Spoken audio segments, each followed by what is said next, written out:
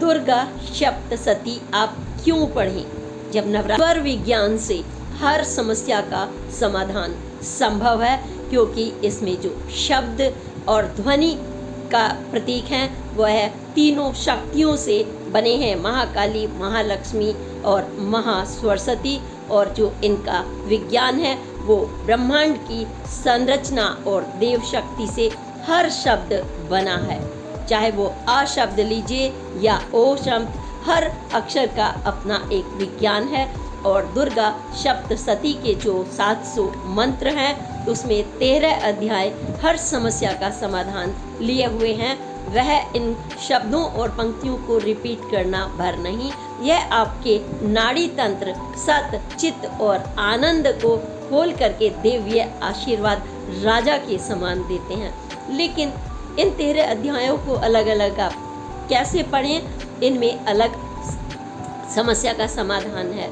अगर आपके पास चिंता है तो प्रथम अध्याय, और अगर आपको मुकदमा चल रहा है तो द्वितीय अध्याय के मंत्र आपको शक्ति देंगे।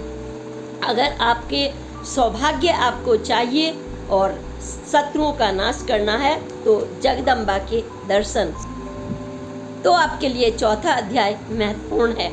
इसी तरह भक्ति, शक्ति और देवी दर्शन के लिए 5वां अध्याय, दुख, दरिद्रता, भय दूर करने के लिए 6ठा अध्याय अति उत्तम है।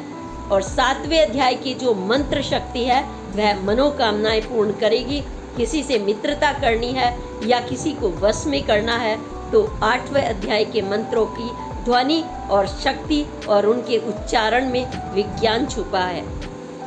अगर आपको संतान की प्राप्ति और उन्नति चाहिए तो 9वां और 10वां अध्याय, और अगर आप 11 अध्याय पढ़ते हैं तो भौतिक सुखों की प्राप्ति होगी। और 12 जब अध्याय पढ़ेंगे तो मान मिलेगा, सम्मान मिलेगा, लाभ मिलेगा।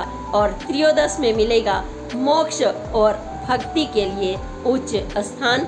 और राजा के समान अगर आपको बनना है सर्व सुख से पूर्ण, तो 13 के 13 अध्याय में 700 श्लोकों के एक एक शब्द में आपको ध्वनि जो तरंग निकलती हैं वो आपकी नाड़ियों को, आपके मस्तिष्क के स्पंदन को प्रभावित करके दैव शक्ति से हमें जोड़ती हैं।